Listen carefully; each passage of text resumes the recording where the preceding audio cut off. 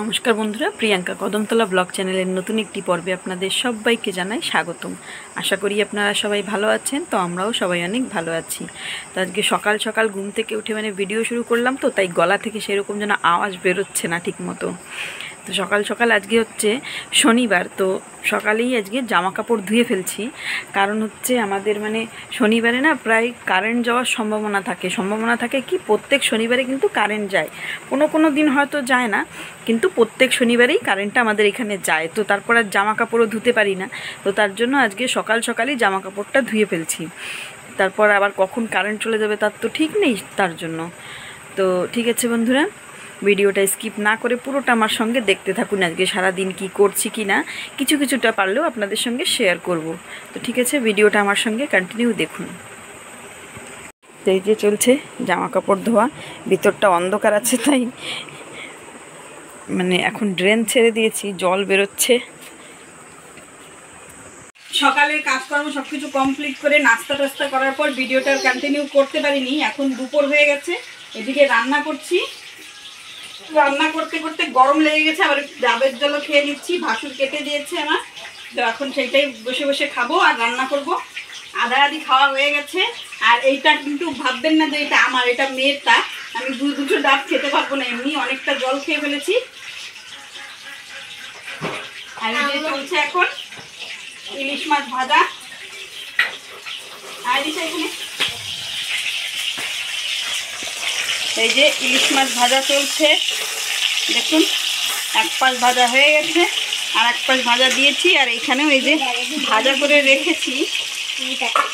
আর আজকে রেসিপি তো আপনাদের সঙ্গে শেয়ার করিনি, তো কী কী রান্না করেছি সেগুলো একটু আপনাদের সঙ্গে শেয়ার করি। দেখুন এই যে এখানে করেছি আমড়ার টক, তারপর এইখানে করেছি ভেন্ডি দিয়ে মাছ দিয়ে তরকারি, তারপরে হচ্ছে এইখানে করেছি এই যে টমেটো দিয়ে আলু দিয়ে মাছ দিয়ে তরকারি। আর মাছ তো ভাজা হচ্ছেই। পদ্মার ইলিশ তো পাবো না আমাদের কদমতলায়, আর পোবলারে আছে কিন্তু অনেকটা দাম। আর আমাদের এখানে কিন্তু আসে না, আসলে আমাদের এখানে নেওয়া হয় আমাদের বাড়িতে। তো তার জন্য আমাদের উত্তরা থেকে যে আমরা ইলিশ পেয়েছি, উত্তরা থেকে ভুল বলছি, উত্তরা ওদিক থেকে আসে আমাদের বাজারে এসে বিক্রি করে, কদমতলা বাজারে এসে। তো সেইখান থেকেই এনেছি। আর এখন এই যে তাজা তাজা ভাজা করছি ইলিশ মাছ। দুপুরবেলা আজকে গরম ভাতের সঙ্গে এক পিস ইলিশ মাছ ভাজা হবে। আর ভেন্ডির তরকারি আছে চান্দা মাছ দিয়ে। তো দুপুরটা আজকে জমে যাবে, সঙ্গে আবার আমরা টক গরমের দিনে।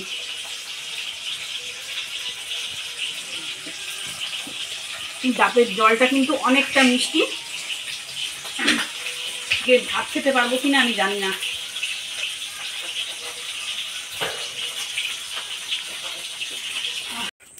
তো রান্না বান্না করে খাওয়া দাওয়া করার পর তারপর আর ভিডিওটা কন্টিনিউ করা হয়নি আসলে।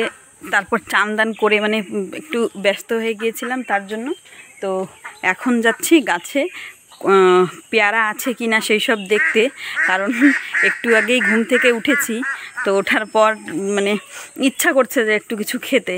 তো তার জন্য দেখি গাছে পেয়ারা পাই কি না। তো ঠিক আছে বন্ধুরা, চলুন দেখা যাক গাছে কটা পেয়ারা আছে কি না। এই যে এই গাছে কিন্তু আছে, কিন্তু সব ওই টিনের উপরে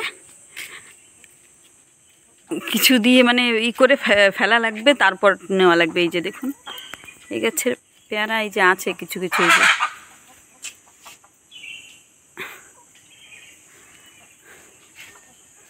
এই যে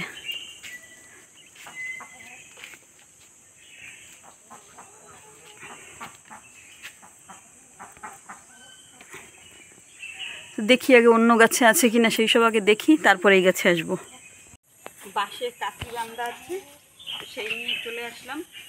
দেখি আগে কোন গাছে কতটা পেয়ারা আছে কিনা।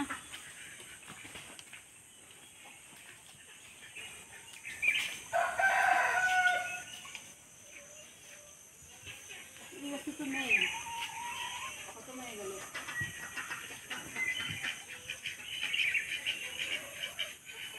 দেখি সামনের দিকে যাই।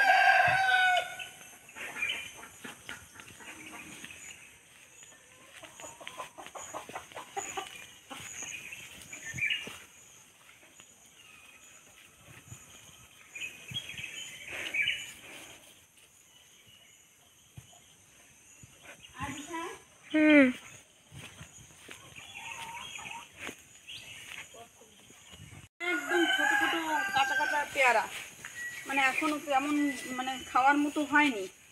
তো ভাবলাম ঠিক আছে, আর কি করা যাবে, ঘরের পিছনের গাছ থেকেই পারি দুটো পেয়ারা। টঙ্গল সব ঘুরে আসলাম, কোনো পেয়ারা নেই গাছে। অবশেষে ঘরের পিছনেরটাই পারতে হবে, আর না হলে ঘরে আমড়া আছে পাড়া, সেই আমরাই খেয়ে নেব।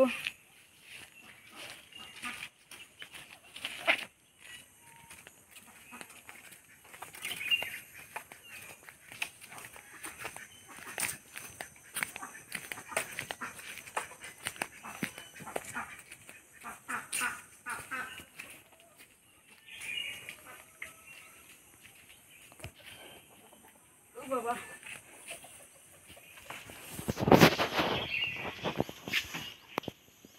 এই যে হচ্ছে ঘরের পিছনের পেয়ারা।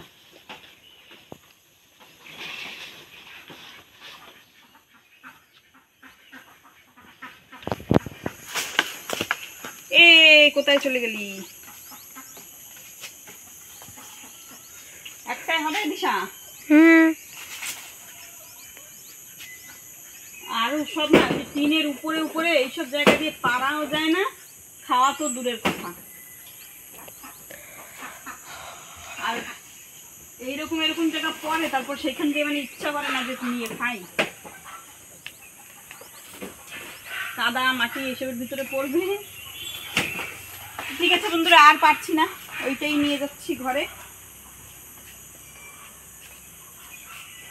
বাসটা এখানে রেখে দিই।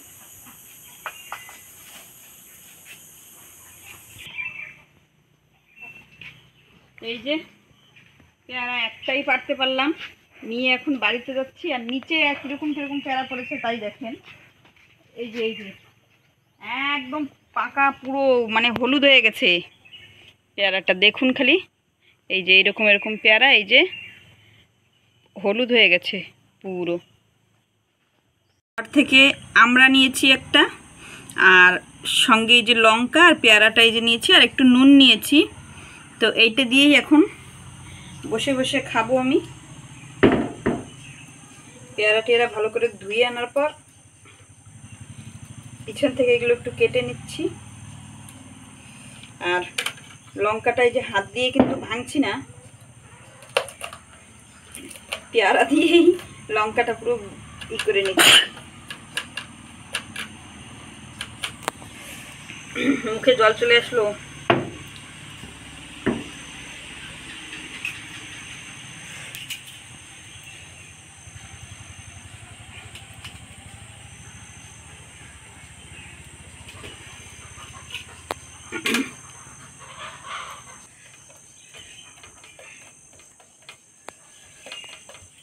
কাঁচা লঙ্কার গন্ধটা যা বেরিয়েছে বন্ধুরা, কি বলবো।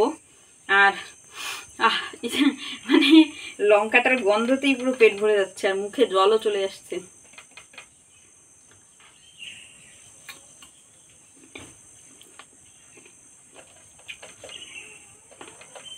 দারুণ লাগছে। গাছের তাজা পেয়ারা, সঙ্গে লঙ্কাও তুলেছিলাম, কিন্তু লঙ্কাটা আপনাদের সঙ্গে দেখাতে পারিনি তোলাটা।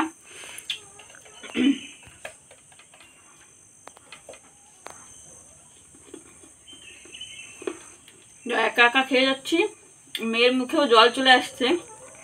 তো ঠিক আছে, মেয়েকেও আবার একটু দিই, তারপর ভিডিওটা কন্টিনিউ করছি। পেয়ারা খাওয়া কমপ্লিট হয়ে গেছে বন্ধুরা। এখন এই যে আমড়াটা মানে মাখা না, ভুল বলছি, লবণ দিয়ে খাবো।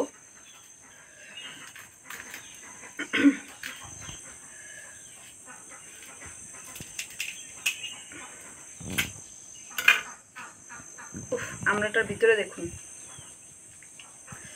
আমাদের গাছের আমড়াগুলো কিন্তু বেশ বড়ই হয়, আর অনেক সুন্দর মিষ্টি হয় আমড়াটা।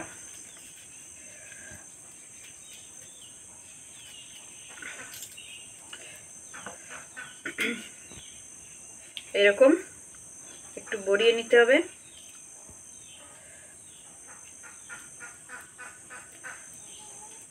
ছাল ফেলতে ভুলে গেছি, আর পড়ে যাচ্ছে হাত থেকে।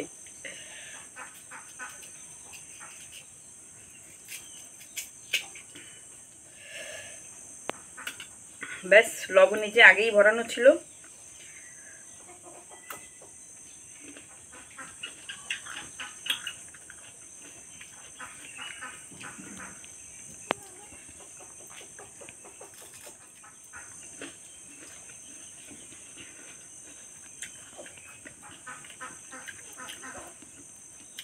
একটা লঙ্কার সাথে না ভরিয়ে খেলে ভালো লাগবে না।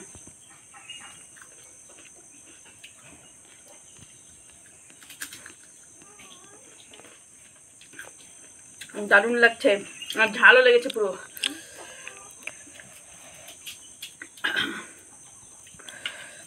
লাস্টে লঙ্কাটা মুখে নিয়েই ব্যাস পুরো ঝাল লেগে গেছে। ঠিক আছে বন্ধুরা, খাই। আর ঝালও লেগে গেছে পুরো, কথা এখন আর বলতে পারছি না, ভিডিওটা পরে কন্টিনিউ করছি।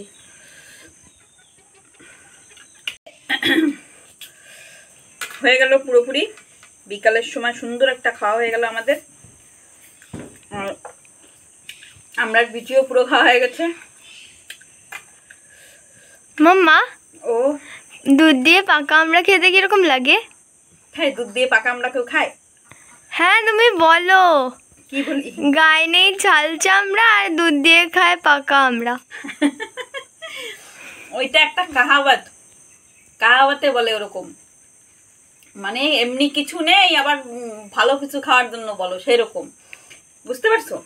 ওটা একটা কাহাওয়াত। ওইটা পাকা আমরা অরিজিনাল কেউ খায় না ওরকম দুধ দিয়ে, ঠিক আছে? এমনি কাঁচা আমরা নারকেলের দুধ দিয়ে আমরা রান্না করে খাই, ঠিক আছে? ওইটা কাহাওয়াত।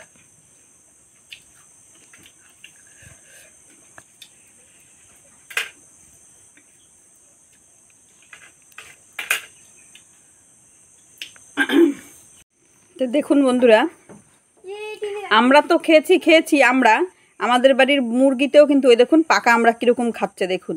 ওইখানে মা সকালবেলা ফেলেছিল, তো সেইখান থেকেই মুরগিতে ওই যে ঠোকরাচ্ছে আর খাচ্ছে পাকা আমরা। তো তারপর চলে আসলাম সোজা এই যে সন্ধ্যাবেলায় ছেলেমেয়ের জন্য কিছু স্ন্যাক্স আইটেম বানাতে। এটা কিন্তু আমি পুরো পিওর সুজি দিয়ে বানিয়েছি। দুপুরবেলা সুজিটা ভিজিয়ে রেখেছিলাম, তারপর এটা আমি মানে মিক্সিতে একটু পিষে তারপর এই যে বানাচ্ছি। তো যদি এইটার রেসিপি যদি আপনাদের লাগে তাহলে প্লিজ আপনারা কিন্তু কমেন্টে জানাবেন, আমি আপনাদের সঙ্গে রেসিপিটাও শেয়ার করব।